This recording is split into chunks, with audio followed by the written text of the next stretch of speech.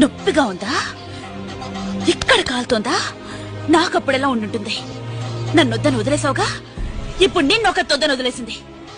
వద్దని వదిలేసింది.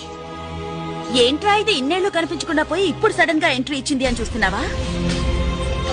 నేను నిన్ను లవ్ చేసినప్పుడు నువ్వు నన్ను వద్దని వెళ్ళిపోయావు చూడు, అదే టైప్ లో నువ్వు ఒక అమ్మాయిని లవ్ చేసి ఆ అమ్మాయి నేను వద్దని వెళ్ళిపోవాలనే ఇన్నేళ్లు వెయిట్ చేశాను.